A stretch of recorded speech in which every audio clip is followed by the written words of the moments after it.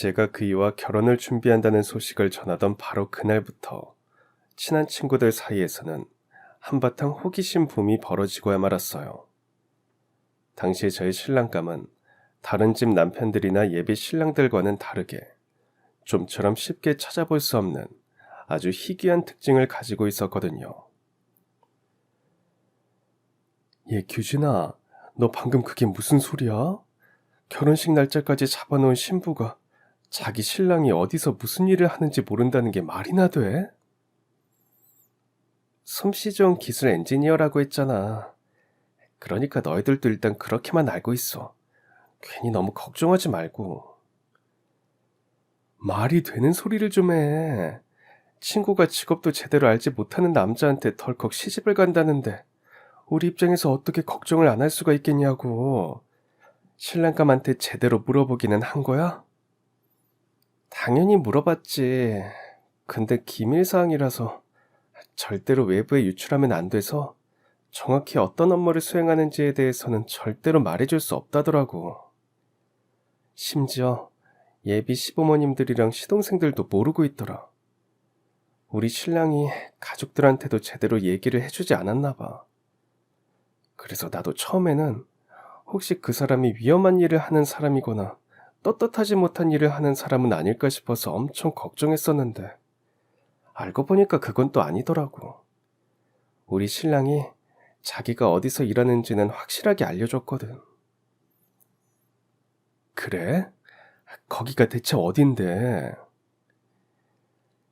얘기 들어보니까 아주 중요한 보안시설이더라. 그래서 가족들이랑 예비 신부인 나한테도 정확히 어떤 업무를 수행하는지를 얘기할 수 없었나 봐. 업무 수행 내용 자체가 반드시 보안을 유지해야만 하는 기밀이라서. 그렇구나. 넌 진짜 참 보기 드문 남자를 신랑감으로 골랐다, 얘. 너처럼 미스테리한 사내한테 시집가는 여자가 대한민국에 몇이나 되겠어. 네, 맞습니다. 당시에 저의 신랑감은 솜씨 좋은 기술 엔지니어로서 아주 중요한 보안시설에서 근무하고 있는 사람이었어요. 업무 내용 자체가 철저하게 보안을 유지해야만 하는 기밀 사항이었기에 자기네 가족이나 곧 결혼하게 될 저에게조차 정확히 어떤 업무를 수행하는지에 대해서 이런 방구 제대로 알려줄 수가 없었던 거죠. 아무튼 이처럼 아주 많이 남다른 직업과 삶의 형태를 가진 저희 신랑에게 친구들이 지어준 별명은 다름 아닌 미스테리의 사나이였죠. 그때까지만 해도 저는 그저 친구들이 재미삼아서 붙여준 별명이라고만 생각했는데요. 막상 결혼식을 올리고 신혼생활을 시작하게 되고 나니까 아내인 제가 보기에도 남편은 미스테리의 사나이가 맞더라고요. 우선 저희 부부의 아침 출근 시간의 대화부터가 아주 특별했어요. 당신 어제 내 차 끌고 어디 다녀왔었지? 그럼 혹시 내 차에 있는 블랙박스 메모리 칩은 제거했어? 저번에 블랙박스가 작동되는 줄도 모르는 채로 무심코 차 끌고 출근했다가 크게 난리 났었잖아. 걱정 붙들어 매셔. 혹시나 또 그런 난리라도 벌어지면 어쩌나 싶어서 이번엔 아주 블랙박스 자체를 집으로 가지고 들어왔으니까. 잘했어. 아무튼 앞으로 4일 동안 집에 못 들어와. 회사에서 숙식을 해결하면서 비상대기 근무를 서야 하거든. 그건 나도 이해하는데 아무리 그래도 가끔 나한테 전화 한 통씩은 해주면 안 돼?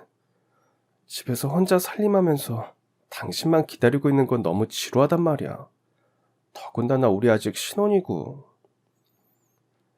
당신도 알잖아.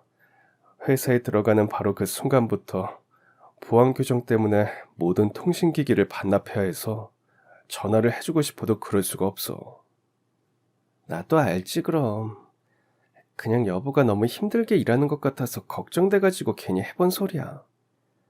일거수일투족이 보안 규정에 묶여서 살아가는 인생이 얼마나 숨막히고 고달프겠어.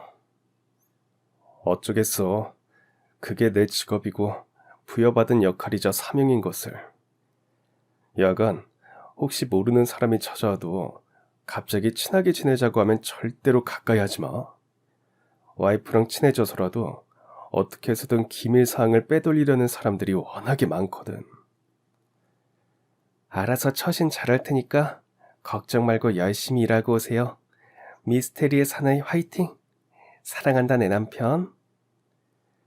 하여간의 넉살은 나도 사랑해 여보. 이처럼 저희 남편은 매사에 엄격한 보안 규정으로 통제받고 묶여있는 사람이었습니다. 그러다 보니까 자연스럽게 남편의 집 밖에서의 행적 또한 제대로 알고 있는 사람은 아무도 없었죠. 우스갯소리 조금 섞어서 말씀드리자면 그야말로 며느리도 몰라 시어머니도 몰라였다고나 할까요. 물론 솔직히 말씀드리자면 저는 그런 남편의 아내라는 사실이 내심 뿌듯했어요. 외국 영화에서 나오는 007 첩보원의 아내가 된 기분이었으니까요. 이처럼 당시에 저는 남편이 아주 중요하고 큰일을 하는 사람이라는 자부심이 꽤나 컸었죠. 그랬던 저의 결혼 생활에 아주 미심쩍은 미스테리가 깃들기 시작한 건 결혼 이후 약 5년쯤 지났을 무렵의 일이었습니다. 그 시작은 저와 가장 친한 친구가 연락도 없이 갑자기 저를 찾아오면서부터였습니다. 그날 그 친구는 저로서는 전혀 예기치 못한 사연을 토로하며 눈물을 펑펑 쏟아내더라고요. 있잖아. 실은 우리 남편 바람났다. 그래서 증거 잡아가지고 당장에 이혼 소송을 걸었었는데 재판에서 내가 져버렸어. 너희 남편이 외도를 저지른 게 확실하긴 한 거야? 아, 그렇다니까. 낌새가 하도 이상하길래 몰래 사람을 붙였더니 그 사람이 남편이랑 외간 여자랑 둘이 눅진하게 놀아나는 사진들을 찍어서 가지고 왔더라고.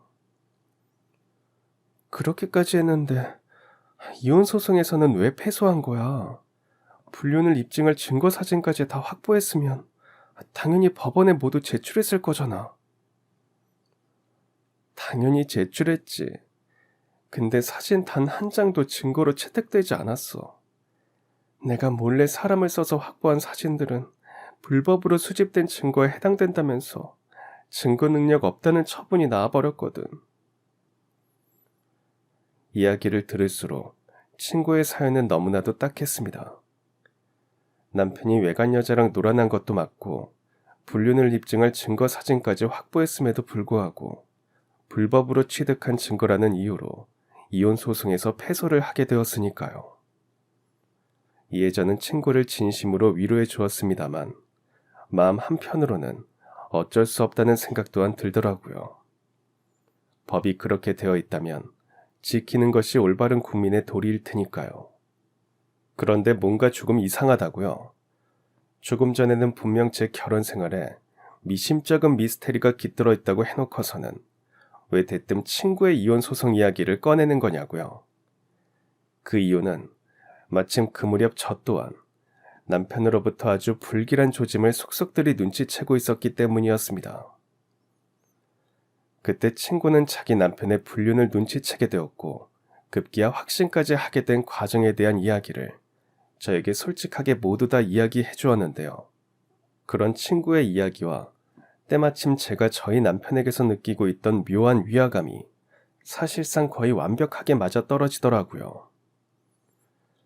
제가 남편을 제일 처음 이상하게 생각했던 건 퇴근하면서 몸에 달고 들어오는 뜻밖의 향기였어요.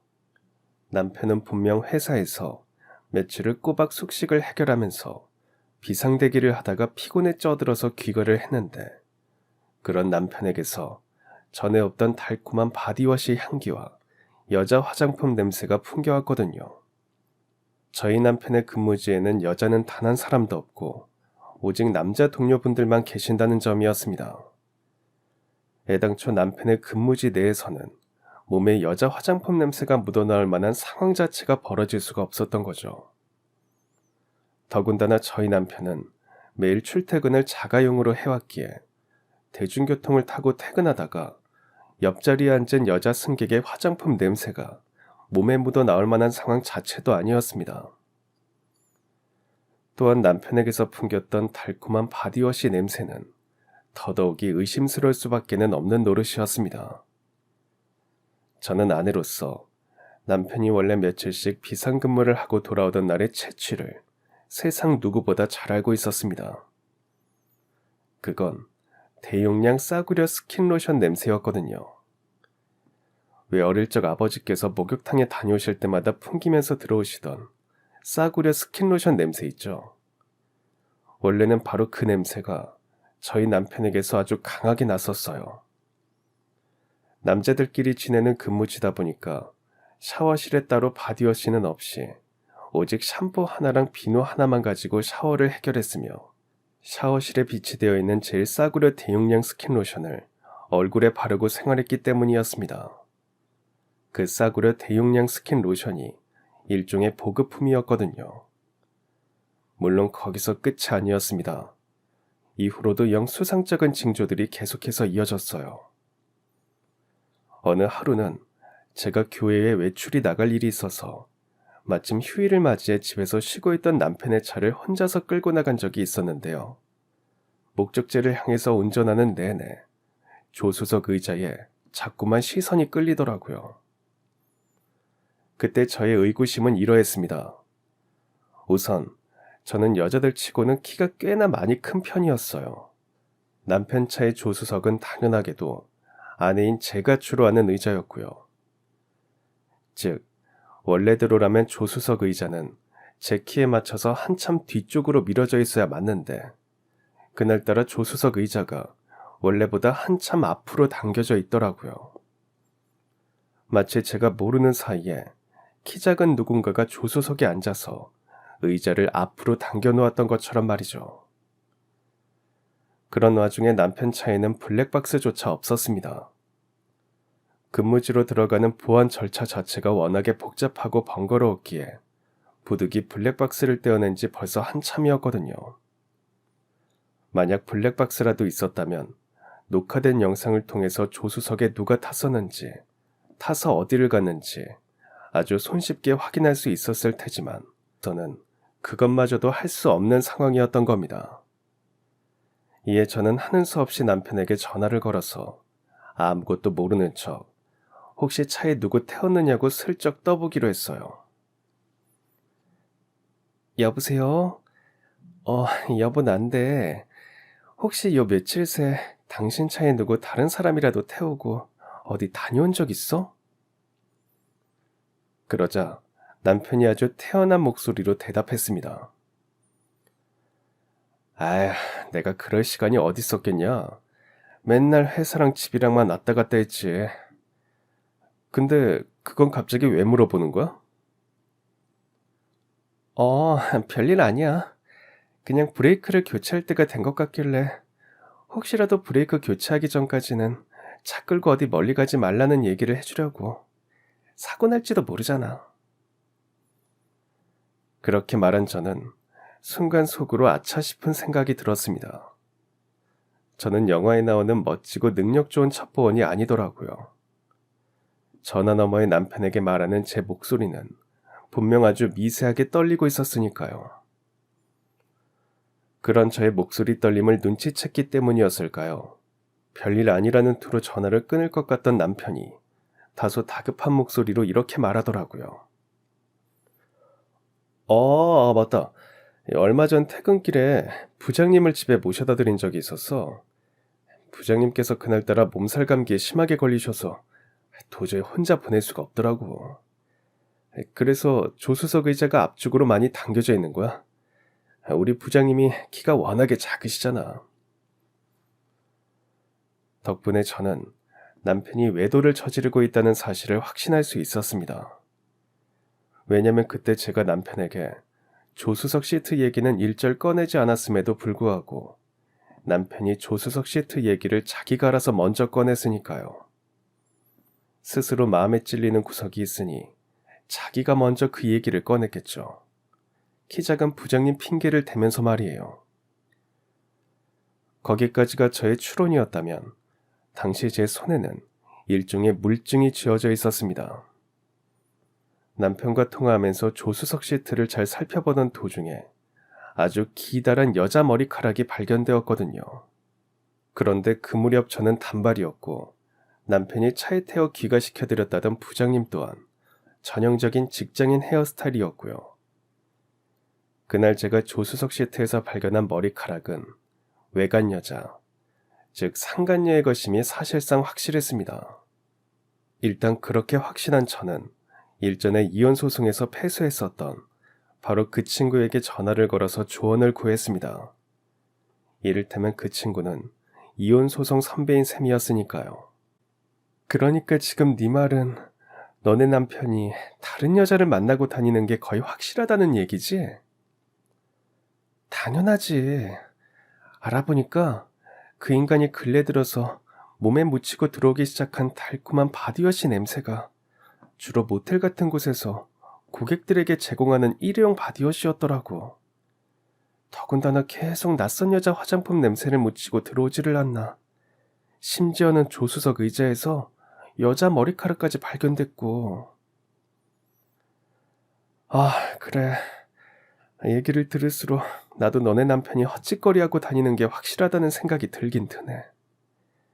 그치만 단순히 그런 내용들만 가지고서 이혼 소송을 벌이는 건 너무 위험해.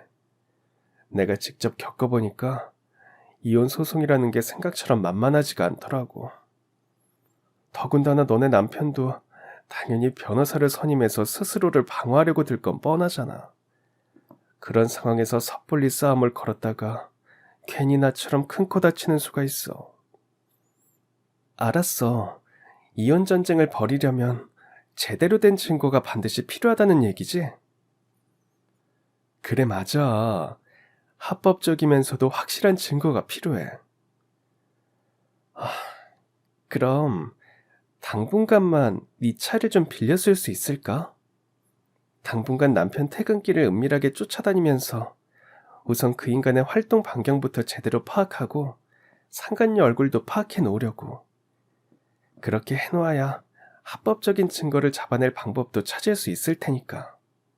그렇게 저는 친구의 차를 빌려서 퇴근 시간마다 남편 근무지 근처에 잠복을 하기 시작했고, 퇴근한 남편이 차를 끌고 근무지에서 나오면 들키지 않도록 멀찍이서 뒤를 밟았죠.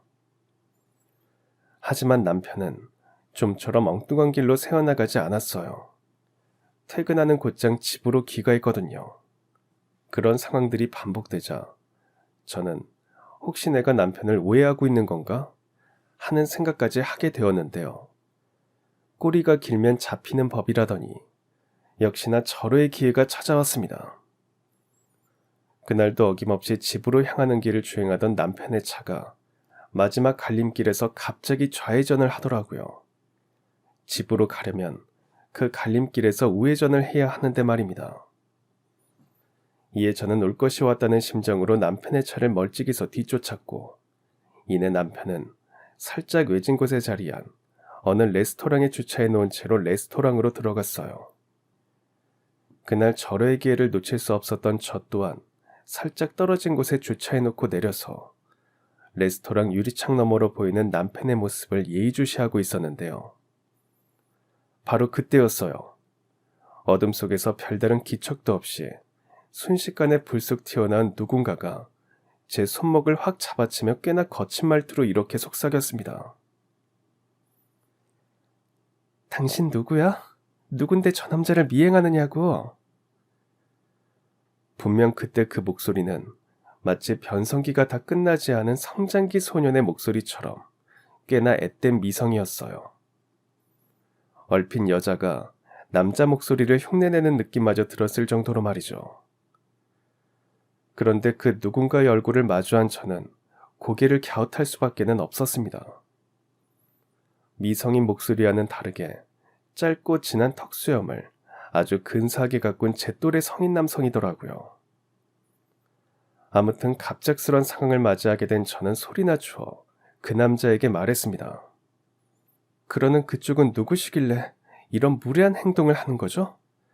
제가 어디서 뭘 하고 있건 대체 무슨 상관이길래 외간 남자가 처음 보는 여자의 손목을 함부로 잡느냐고요.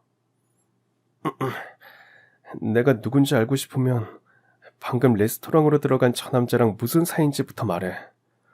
까딱했다가는 피차 위험한 상황이 벌어질 수가 있으니까.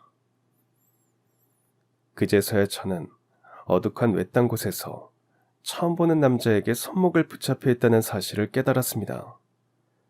순간 아주 큰 두려움이 밀려오더라고요. 그 상황을 벗어나려면 그 남자에게 저의 신분을 순순히 밝혀야만 했습니다. 저는 방금 레스토랑으로 들어간 저 남자의 와이프 되는 사람이에요. 와이프 되는 사람이 자기 남편의 뒤를 밟고 다닌다고? 그게 저희 남편이 바람을 피우는 것 같아서요. 그렇다는 건 그쪽도 당신 남편을 이미 의심하고 있다는 소리지? 좋아. 어쩌면 우리는 한 배를 타게 될 운명일지도 모르니까 우선 당신이 저 남자의 아내라는 사실부터 나한테 확인시켜줘. 이에 저는 다급하게 휴대폰을 꺼내서 웨딩 사진을 보여주었어요. 그러자 남자가 한층 누그러지더라고요. 일단 자리부터 옮기자. 여기서 백날 기다려봐야 불륜의 증거나 상간녀의 얼굴을 직접 포착해낼 수는 없을 거야. 상간녀는 지금 전 레스토랑에 없거든. 마침 남편이 레스토랑에서 나왔습니다. 음식 포장 봉투를 손에 든 채로 말이죠. 곧장 차에 오른 남편은 그 길로 저희 집으로 가는 방향의 반대편을 향해 유유히 멀어졌어요. 그것 보라고. 내가 레스토랑에 상간녀는 없다고 얘기했잖아. 그럼 지금 저희 남편은 어디로 가는 거죠? 그리고 그쪽은 대체 누구길래 우리 남편에 대해서 훤히 꿰고 있는 거예요? 지금 당신 남편은 상간녀가 살고 있는 오피스텔로 가는 길이야.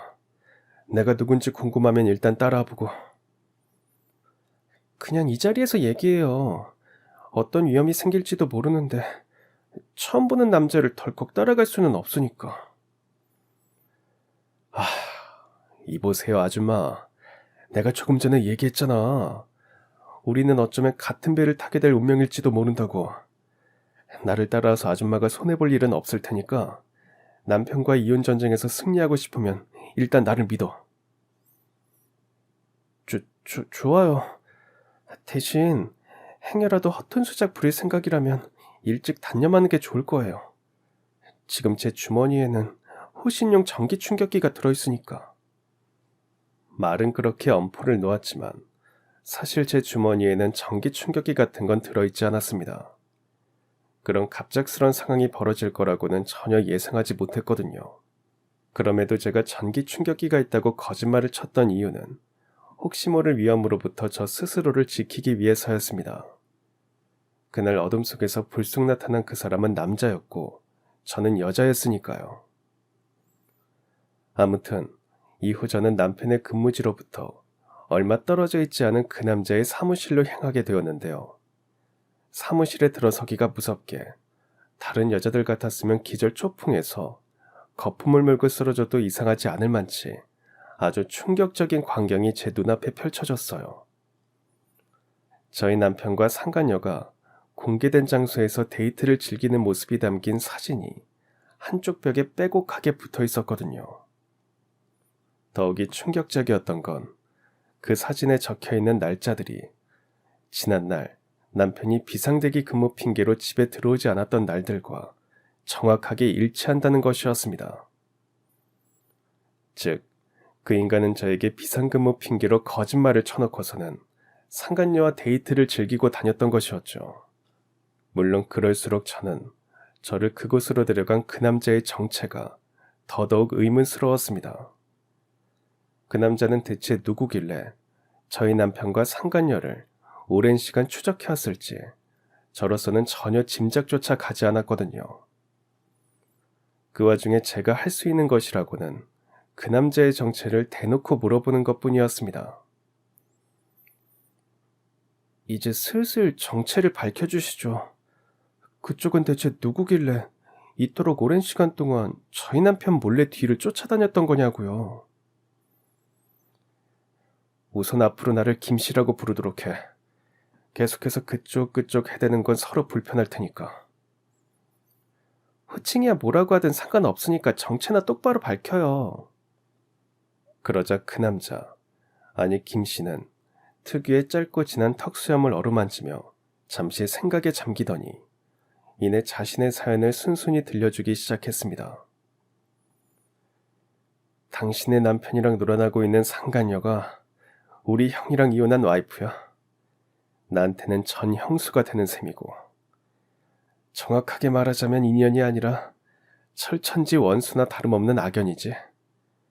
그 망할 여편네 때문에 우리 형이 아주 심한 우울증에 걸려서 아무것도 할 수 없는 사람이 되어버렸으니까.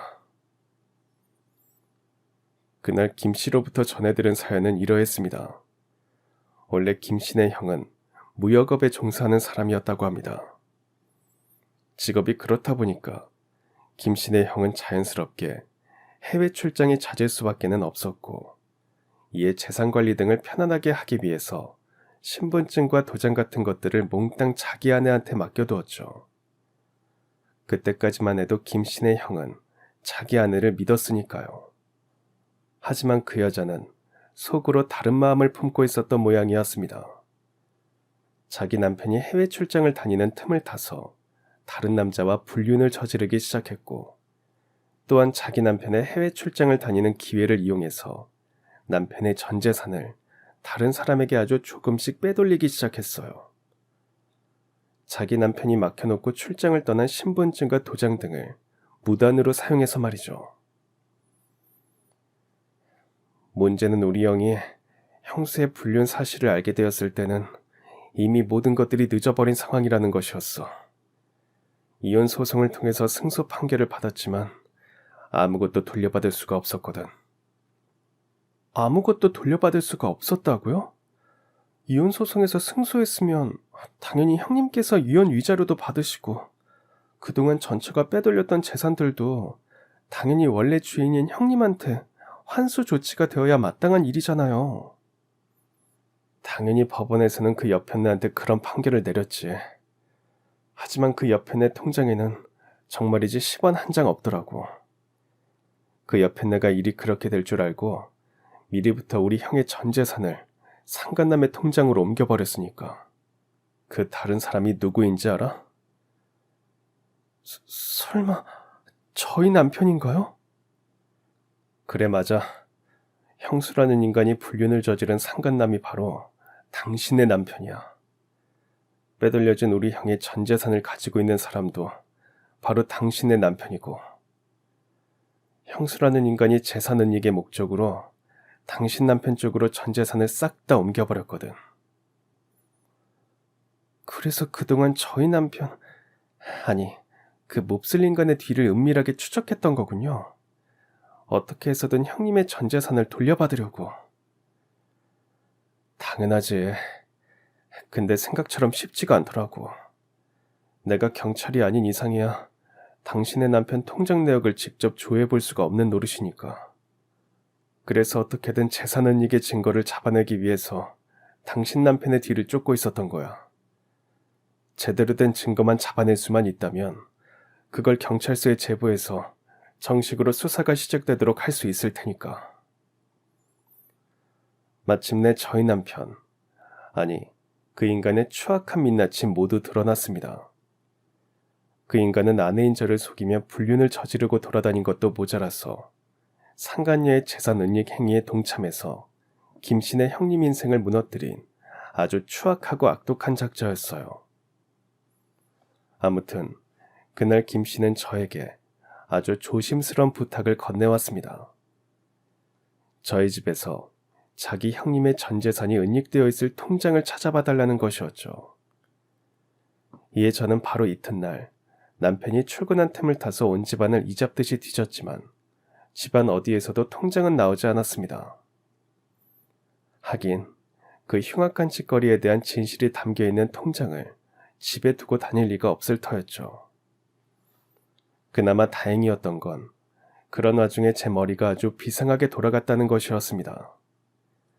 김씨네 형님의 재산을 모두 되찾아줄 수는 없을지언정 저와 김씨가 힘을 합치면 꽤나 많은 부분을 돌려받을 수 있으리라는 생각이 들었거든요.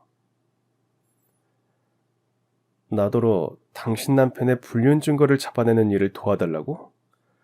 증거라면 내 사무실에 있는 것만으로도 이미 충분하잖아. 그 사진들을 이혼 소송용 증거로 사용할 수는 없어요. 정당하지 못한 방법으로 확보한 증거들은 법원에서 인정해주지 않는다더라고요. 하지만 저는 어떻게 해서라도 반드시 정당한 증거를 잡아서 그 인간과의 이혼 전쟁에서 완벽히 승리할 거예요. 제가 승리하면 그쪽도 형님의 재산 중 많은 부분을 돌려받을 수 있게 될 거고요. 갑자기 그건 또 무슨 소리야? 당신이 이혼 소송에서 승리하는 거랑 우리 형의 재산을 돌려받을 수 있게 되는 일이 대체 무슨 관련이 있다고? 제가 이혼 소송에서 승리하게 되면 당연히 그 인간한테서 재산 분할이랑 위자료를 지급받게 될 테니까요. 그 재산 분할이랑 위자료가 얼마가 되느냐는 지금 그 인간이 가지고 있는 재산을 바탕으로 정해지는 거고요. 아, 그렇겠구나. 지금 그 인간 명의 앞으로 되어 있는 재산들 중에는 상간녀로부터 전달받은 우리 형의 전 재산도 끼어 있을 테니까 당연히 그 재산들까지 다 포함시켜서 재산 분할이 정해지겠구나. 맞아요. 그 인간으로부터 재산 분할을 받은 다음에 그쪽 형님의 재산만큼을 제가 직접 형님께 돌려드리면 되는 거고요. 어쩐지 당신을 처음 보던 바로 그 순간에 어쩌면 우리가 같은 배를 탈 운명일지도 모른다는 생각이 들더라니. 당장 그렇게 하자. 이혼 소송에서 쓸 수 있는 정당한 증거를 잡아낼 수 있도록 내가 도와줄게. 고마워요. 근데 그 전에 족보 정리를 먼저 해야 할 것 같은데요. 혹시 그쪽 몇 살이에요? 피부에 윤기가 흐르는 걸로 봐서는 나보다 꽤나 어린 나이인 것 같은데. 얘기를 나누어 보니까 김 씨는 저보다 딱 1살 어린 나이였습니다. 턱수염이 있어서 그렇지 원래 나이보다 피부도 반들반들한 것이 꽤나 동안인 셈이었죠. 아무튼 그날 그렇게 김 씨는 저를 누님으로 부르겠다며 약속했고 동시에 한 배를 탄 조력자 사이가 된 저희는 불륜의 증거를 잡아내기 위해 그 몹쓸 년놈의 뒤를 한동안 아주 끈덕지게 그리고 은밀하게 따라붙었는데요. 그러던 어느 날 아주 좋은 기회가 찾아왔습니다. 그 인간이 또 며칠 동안 비상대기 근무를 한다면서 출근을 한 것이었죠. 역시나 이번에도 거짓말이었습니다. 그 인간이 오피스텔 앞에서 상간녀를 차에 태워서는 딴 길로 새더라고요. 이에 저와 김 씨가 은밀하게 따라붙어 도착한 곳은 어느 경치 좋은 바닷가였습니다. 그날 몹쓸 연놈은 저희가 지켜보고 있는 줄은 까맣게 모르는 채로 아주 대놓고 바닷가 데이트를 즐겼고 그런 모습을 지켜보며 저와 김 씨는 같은 생각을 했습니다. 오늘이야말로 불륜의 증거를 제대로 잡아낼 적기라고 말이죠. 불륜의 증거들 중 가장 확실한 건 몹쓸 년놈이 모텔에 들어가는 현장을 아내인 제가 직접 급습하는 것이었고요. 하지만 그 몹쓸 년놈이 사람 많은 유명 카페에 들어가 커피를 마시게 되면서부터 일이 꼬이기 시작했습니다. 그때 저와 김 씨는 당연히 카페로 쫓아가 멀찍이 떨어진 자리에 앉아서 몹쓸 년놈을 예의주시하기 시작했는데요. 그 인간이 자꾸만 제가 앉아있는 쪽을 흘끗거리는 것이 아무래도 저의 존재를 눈치챈 것만 같았어요. 만약 그대로 미행을 들키기라도 했다가는 앞으로 아주 복잡한 상황이 펼쳐질 것은 그야말로 불보듯 뻔한 일이었습니다. 몹쓸 년놈은 이전보다 훨씬 더 조심스럽게 만남을 가지게 될 테고 그렇다는 건 둘이 같이 모텔에 들어가는 현장을 제가 직접 급습하는 건 어쩌면 영원히 불가능하게 되어버릴지도 모를 노릇이었어요. 심지어 최악의 경우에는 오히려 제가 역풍을 맞게 되어버릴 위험까지 컸습니다. 그 인간 입장에서는 자기는 아무 잘못 없는데 아내가 의부증에 걸려서 미행까지 일삼았다는 주장을 펼치면 저로서는 아무런 대처 방법이 없었으니까요. 그러한 위기 속에서 김 씨가 커피를 마시는 척을 하며 저에게 이렇게 속삭였습니다. 아무래도 지금 많이 위험한 상황 같으니까 잠깐 화장실로 가시죠, 누님. 그렇게 말한 김 씨가 평소 늘 가지고 다니던 가방을 챙기며 저를 데리고 향한 곳은 다름 아닌 여자 화장실이었습니다. 당연히 먼저 화장실을 쓰고 있던 여성들이 아주 기겁을 하며 마치 도망치듯이 나가버리더라고요. 난데없이 턱수염을 기른 남자가 여자 화장실로 들어왔으니까요. 바로 그때였습니다. 김 씨가 가발을 벗었어요. 그러자 가발 속에 숨겨져 있던 길고 탐스러운 생머리가 모습을 드러냈죠. 뜻밖의 일은 거기서 끝이 아니었습니다. 김 씨가 글쎄 자기 턱수염을 아무런 거리낌도 없이 뜯어내더라고요. 진짜인 줄로만 알았던 그게 사실은 가짜 수염이었던 거죠. 그렇게 진짜 모습을 드러낸 김 씨는 분명 여자였고요. 이게 대체 어떻게 된 일이에요? 원래 여자였어요? 그제서야 김 씨는 자신의 이름을 밝히며 그동안 감춰왔던 진실을 고백했어요. 네, 그동안 일부러 남장을 하고서 남자 행세를 하고 다녔을 뿐이지. 저 원래 여자 맞아요, 언니. 본명은 김소연이고요. 그럼 그 상간녀랑은 대체 어떤 관계가 되는 거예요? 형수한테 뒤통수 맞았다던 형님 얘기는 다 어떻게 된 거냐고요? 실은 형님이 아니라 오빠 얘기였어요. 형수님이 아니라 세연이랑 저희 오빠 사이에 있었던 일이었고요. 네, 맞습니다. 사실 김 씨는, 아니 소연이는 남자가 아니라 여자였던 것이었어요. 소연이가 들려주었던 과거의 사연 속 형님이라는 분은 오빠였으며 오빠의 뒤통수를 친 여자는 형수님이 아니라 세연이였던 것이었고요. 또한 그동안 소연이가 남장 행세를 하고 다녔던 이유는 스스로의 안전을 지키기 위해서였습니다. 오빠의 뒤통수를 친 그 몹쓸 여자가 소연이의 얼굴을 버젓이 알고 있었으니까요. 그런 와중에 소연이가 자기 얼굴을 그대로 내놓고 몹쓸 년놈의 뒤를 추적할 수는 없었다고 해요. 그 몹쓸 여자가 소연이를 알아보기라도 하면 정말 큰일이 나버릴 테니까요. 물론 저 또한 소연이의 심정을 충분히 이해할 수 있었어요. 저도 지난날에 남장을 한 채로 불쑥 나타나서 제 손목을 잡아챘던 소연이에게 저 스스로의 안전을 지키기 위해서 주머니에 전기 충격기가 들어있다는 거짓말을 쳤던 적이 있었으니까요. 물론 그때는 소연이가 정말 남자라고만 생각하고 있었지만요.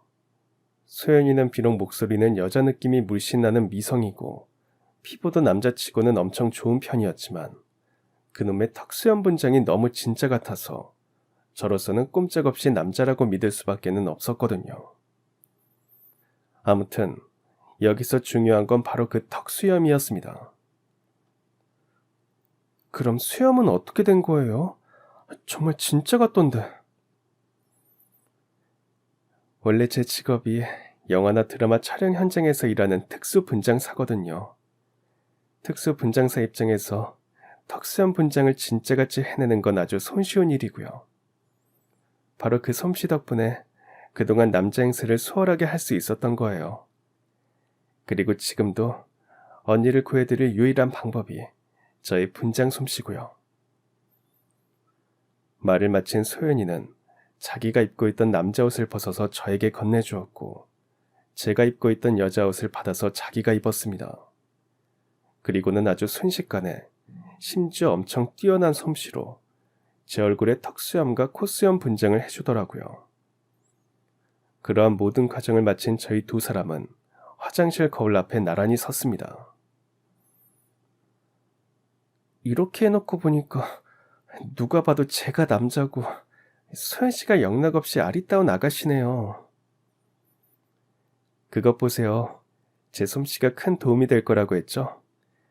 아무튼 이제 남은 건 우리가 앉아있던 자리를 서로 바꾸는 것뿐이에요. 근데 꼭 이렇게까지 해야만 할까요? 그냥 조용히 도망쳐도 되는 일이잖아요. 그 몹쓸 인간이 아내한테 뒤를 밟히고 있는 것 같다는 의심을 하게 된 이상 이대로 도망을 치면 괜히 의심만 더 키울 뿐이에요.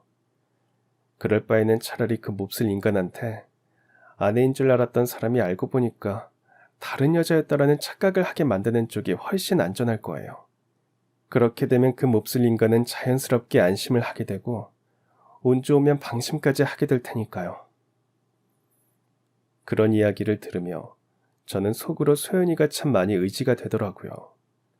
소연이와 함께라면 앞으로 어떤 고난과 역경이 닥쳐온들 그때마다 기지를 발휘해서 이겨낼 수 있으리라는 확신이 들었습니다. 아무튼 그래서 어떻게 되었느냐고요? 소연이가 예상했던 상황 그대로의 일이 벌어졌죠 뭐. 저희는 원래 있던 테이블로 돌아가서 서로 자리를 바꾸어 앉았습니다. 콧수염과 턱수염 남장을 한 제가 원래 소연이의 자리에 앉았고 여자 차림을 한 소연이가 원래 저의 자리에 앉았거든요. 그로부터 딱 1분쯤 지났을까요? 상간녀가 화장을 고치느라 정신이 없는 틈을 타서 그 몹쓸 인간이 카운터에 물을 받으러 가는 척하면서 저와 소연이 곁을 지나가더라고요. 저희의 곁을 지나가며 그 몹쓸 인간은 소연이의 얼굴을 슬쩍 쳐다보았고 남장을 한 채로 소연이 곁에 앉아있는 제 얼굴 또한 슬쩍 쳐다보았어요. 그리고는 안도의 미소를 머금은 채로 유유히 자리로 돌아갔죠.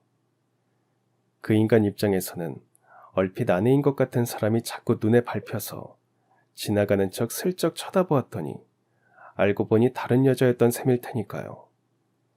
그 여자 옆에 앉아있는 사람은 콧수염과 턱수염을 기른 남자로 보였을 테고요. 다만 그날 저와 소연이는 몹쓸 년놈들이 모텔방으로 들어가는 현장을 급습하지는 못했어요. 워낙 갑작스러운 위기를 아주 간신히 모면하느라 그야말로 진이 쭉 빠져버리는 바람에 두 연놈의 행방을 놓쳐버렸거든요. 불행하게도 그날 그 일 이후로 저희에게는 좀처럼 이렇다 할 기회가 찾아오지 않았습니다. 그 몹쓸 인간의 직장 동료 중 하나가 갑작스럽게 암 진단을 받는 바람에 급하게 퇴직을 했거든요. 그런 일이 생긴 결과 그 몹쓸 인간은 퇴직한 인간의 빈자리까지 혼자 메꿔야 하는 상황이 되었고 상간녀와 미래를 즐기러 돌아다닐 시간적 여유 자체가 없었습니다. 하지만 저와 소연이는 절대로 포기할 수 없었어요. 언젠가 다시 찾아올 기회를 기다리며 그 기회를 놓치지 않을 특단의 방법을 고민하기 시작했는데요. 그러한 고뇌의 끝에서 이번에는 제가 먼저 기지를 발휘했습니다. 있잖아 소연씨, 우리 방법을 새롭게 확 바꿔보면 어떨까? 그 연놈들 뒤를 쫓아다니다가 현장을 급습하거나 내가 미리 현장에서 기다리다가 급습하거나 결과는 똑같은 거잖아. 두 사람이 모텔방에 들어가는 현장에 언니가 미리 가서 기다리고 있겠다고요? 그래 맞아. 두 연놈이 단골처럼 이용하는 모텔이 어디인지는 소연씨가 이미 다 파악하고 있잖아. 그럼 내가 그 모텔들 중 하나의 직원으로 근무하고 있다가 그 인간들이 모텔방으로 들어가는 순간을 급습하면 될 것 같아. 생활비를 벌기 위해서 아르바이트를 하던 도중에 우연히 남편의 불륜 장면을 목격한 사람처럼 말이야. 좋은 방법 같기는 해요. 물론 일자리가 있는지가 문제겠지만요. 하늘이 저희를 도우셨던 모양인지 연놈들의 단골 모텔들 중 하나에서 청소를 해줄 직원을 뽑고 있더라고요. 이에 저는 곧장 정식으로 면접을 봐서 합격했고 정식으로 근무하기 시작했습니다. 그 몹쓸 인간이 아침 일찍 회사로 출근하면 저는 점심 나절쯤 모텔에 가서 청소를 하며 연놈이 오기를 기다리다가 연놈이 오지 않으면 그냥 퇴근해서 그 몹쓸 인간보다 먼저 집에 들어오기를 반복하는 일상이었죠. 그러기를 무려 3달째. 마침내 기다리고 기다리던 그날이 찾아왔습니다. 여느 날처럼 모텔에서 청소를 하고 있던 저에게 소연이의 전화가 걸려왔어요. 지금 두 사람이 탄 차가 그쪽 모텔 주차장으로 들어갔어요. 드디어 때가 왔구나. 빨리 알려줘서 고마워. 이제 뒷일은 이 언니한테 맡겨두렴. 전화를 끊은 저는 곧장 엘리베이터를 향해 내달렸고 엘리베이터가 모텔 3층에 멈추는 것을 확인했어요. 마침 4층에서 청소를 하고 있던 저는 마치 바람처럼 계단을 달려 내려간 끝에 몹쓸 연놈이 키스를 하며 막 모텔방 안으로 들어가려던 순간에 급습할 수 있었죠. 청소부 행색으로 나타난 저를 마주한 몹쓸 인간은 그야말로 어안이 벙벙한 눈치였습니다. 아니, 여보, 당신 여기서 대체 뭘 하고 있는 거야? 그 인간 입에서 여보라는 말이 떨어지기가 무섭게 상간녀는 얼굴을 숨긴 채로 냅다 주랭랑을 쳐버렸습니다. 하지만 그래봤자 아무짝에도 소용이 없는 노릇이었어요. 이미 아내인 제가 연놈들이 같은 모텔방으로 들어가려는 장면을 버젓이 목격해버렸고, 심지어 연놈들은 문 앞에서부터 입맞춤을 하고 있었으니까요. 아무튼 저는 그동안 쌓였던 우라를 있는 그대로 터뜨리며 그 몹쓸 인간을 향해 대답했습니다. 내가 지금 여기서 뭘 하고 있냐고? 보면 몰라? 생활비도 보탤 겸 용돈도 쓸 겸 아르바이트 하고 있었지. 근데 그러는 당신이야말로 여기서 대체 무슨 짓거리를 벌이고 있던 거야? 그게 그러니까 잠깐 쉬러 와서. 웃기고 있네. 외간 여자랑 쪽쪽거리면서 방으로 들어가려고 하는 모습을 내가 똑똑히 목격을 했는데 내가 너 이럴 줄 알았다? 마음속부터 썩어 문드러진 쓰레기일 줄 알았다고. 잘못 본 거겠지. 여기 지금 누가 있다고 그래. 나랑 당신 단 2사람뿐이잖아. 그렇게 말하는 그 인간은 주머니 속에서 손을 꼼지락거리고 있었습니다. 이에 제가 그 인간의 손을 주머니에서 확 꺼내보니까 휴대폰 녹음 버튼이 눌러져 있지 뭐예요. 왜? 당신 지금 이혼 소송 미리 대비해서 증거 만들려는 수작이야? 외간 여자랑 둘이 같이 있는 장면을 내가 사진으로 찍지는 못했으니까 혼자서 쉬러 모텔 왔다는 대화 내용을 녹음으로 남겨서 너한테 유리한 증거로 써먹으려는 수작이라는 거 내가 모를 것 같아? 대체 내가 무슨 수작을 부리고 있다는 거야? 난 분명 여기 혼자 왔다고. 아휴, 에라이 모질이 빙구 자식아. 너 지금 궁지에 몰려가지고 제대로 상황 파악이 안 되는 모양인데 설마니 모텔 주차장이랑 카운터랑 엘리베이터랑 그리고 지금 여기 복도에 그 흔한 CCTV 하나 안 깔려 있을 거라고 생각해? 당연히 아니지. 너랑 상간녀랑 둘이 있는 모습은 이미 사방팔방 다 찍혔다고. 그러자 그 몹쓸 인간이 최후의 발악을 시도했습니다.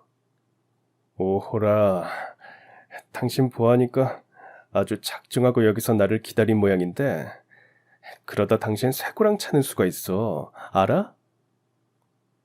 그러셔? 내가 대체 무슨 수로 여기서 네 놈을 기다리고 있었을까? 설마하니 2연놈들이 오늘 이 시간에 이곳에 나타날 거라는 앞날을 미리 내다봤을 거라는 허무맹랑한 헛소리를 짓거리려는 건 아니지? 결국 그 인간은 꿀먹은 벙어리가 되어버렸고 이에 저는 마지막 쐐기의 말을 날렸습니다.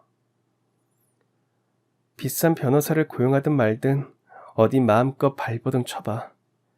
그래봤자 내가 거머쥔 증거들 앞에서는 무용지물이 될 것 뻔하고 결국에 니놈은 스스로의 죗값에 억눌려서 잘근잘근 짓뭉개지게 될 테니까. 말을 마친 저는 곧장 경찰서에 신고를 했고 금세 도착한 경찰분들께서 모텔 CCTV를 확보해 주셨어요. 불륜 사건의 피해자인 제가 외도 장면을 직접 목격하고서는 그 자리에서 곧장 경찰들의 도움을 받아서 확보한 증거이니만큼 아주 완벽하게 합법적인 증거였죠. 그때 확보된 증거는 곧장 시작된 이혼 전쟁에서 저에게 아주 결정적인 힘이 되어 주었습니다. 외도 장면이 버젓이 기록된 CCTV 영상 앞에서 그 인간이 할 수 있는 항변은 그다지 많지 않았으니까요. 다만 그 인간 또한 쉽사리 물러서지는 않았습니다. 제가 일부러 그 모텔에서 의도적으로 함정을 파놓고서는 자신을 기다리고 있었던 거라는 주장을 펼쳤거든요. 그렇다고 한들 판사님들께서 그 인간의 손을 들어주는 일은 벌어지지 않았습니다. 우선 그 인간에게는 자신의 주장을 입증할 증거가 없었습니다. 반면에 저는 정식으로 면접봐서 모텔에 취업했다는 증거와 3달치 청소 월급을 생활비와 용돈으로 사용했다는 영수증들을 법원에 제출했어요.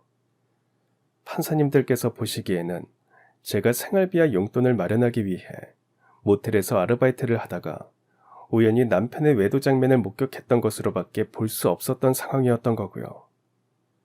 그래서 자연스레 그 인간의 주장은 전혀 받아들여지지 않았고요. 물론 제가 모텔에서 그 인간을 기다렸던 건 굳이 따지자면 사실이 맞기는 합니다. 하지만 재판이라는 게 원래 진흙탕 싸움이고 자신에게 불리한 사실을 굳이 내세우지 않으며 오로지 유리한 사실과 그에 대한 증거만을 앞세우는 것이 아주 당연한 재판 전략이기도 해요. 저는 그 당연한 전략을 활용해서 승기를 잡아내었을 뿐이었던 거고요. 그러한 법정 다툼의 결과 이혼의 모든 귀책 사유는 오직 그 인간의 잘못으로 확정이 되었지만 그럼에도 아직 가장 중요한 한 가지의 문제는 여전히 남아 있었습니다. 그건 바로 재산 분할과 위자료 책정 문제였죠. 당연하게도 제가 피해자인 입장이었던 만큼 저에게 압도적으로 유리한 내용의 조정이 진행되었는데요. 그 과정에서도 그 인간이 발악을 시도하더라고요. 자기 명의로 되어 있는 재산의 대부분은 상간녀로부터 건네받아서 잠깐 맡아주고 있었을 뿐 자신의 재산은 아니라는 주장을 펼치기 시작한 거죠. 다만 그 인간의 발언은 오히려 저의 주력자인 소연이에게 좋은 일만 시켜주는 꼴이 되어버리고야 말았습니다. 그 인간이 법정에서 자기 입으로 상간녀에게 건네받은 재산이라는 사실을 버젓이 말했으니 소연이 입장에서는 그 재판 기록을 가지고 그 몹쓸 연놈들에게 별도의 소송을 걸어서 지난날 오빠가 뒤통수 맞았던 전 재산을 되돌려받으면 그만이었으니까요. 그러한 모든 재판 결과는 당연하게도 저와 소연이의 압승으로 끝이 났습니다. 소연이는 몹쓸 연놈과의 소송 끝에 잃어버렸던 오빠의 전 재산을 고스란히 되돌려받게 되었고요. 저는 아주 압도적인 재산 분할과 꽤 거액의 위자료 판결을 받으며 이혼 소송에서 승리를 거두었으니까요. 물론 거기서 끝이 아니었습니다. 그 몹쓸 연놈들은 둘이 함께 공모해서 타인의 재산을 무단으로 빼돌린 뒤 은닉까지 했던 혐의가 모두 인정되어서 지금은 교도소 수감 생활 중이거든요. 심지어 제 전남편은 상황이 더더욱이 심각합니다. 소연이네 오빠의 재산을 환수하는 과정에서 전남편 명의로 되어 있는 거액의 통장이 하나 더 발견되었는데요. 이를 수상하게 여긴 경찰이 정식으로 수사를 벌인 결과 아주 뜻밖의 진실이 밝혀졌습니다. 그 몹쓸 인간이 글쎄 자기가 근무하는 보안시설의 1급 기밀을 외부로 빼돌려서 거액의 돈을 받고 팔아먹었다더라고요.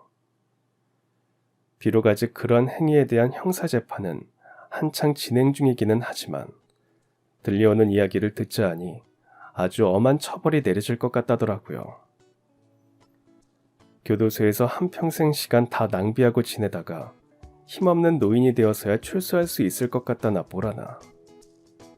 반면에 저와 소연이는 모든 평화를 되찾았고 지금은 서로 의지해가면서 아주 행복하게 잘 지내고 있습니다. 지난날 일생일대의 역경을 함께 이겨낸 조력자이자 동지, 그리고 앞으로 한평생을 서로 딱 붙어서 지낼 의자매 사이로서 말이죠. 제 사연은 여기까지입니다. 긴 이야기 들어주셔서 감사합니다. 그럼 지금까지 사연 들어주셔서 감사합니다. 사연이 재밌으셨다면 구독과 좋아요 부탁드려요. 감사합니다. 안녕히 계세요.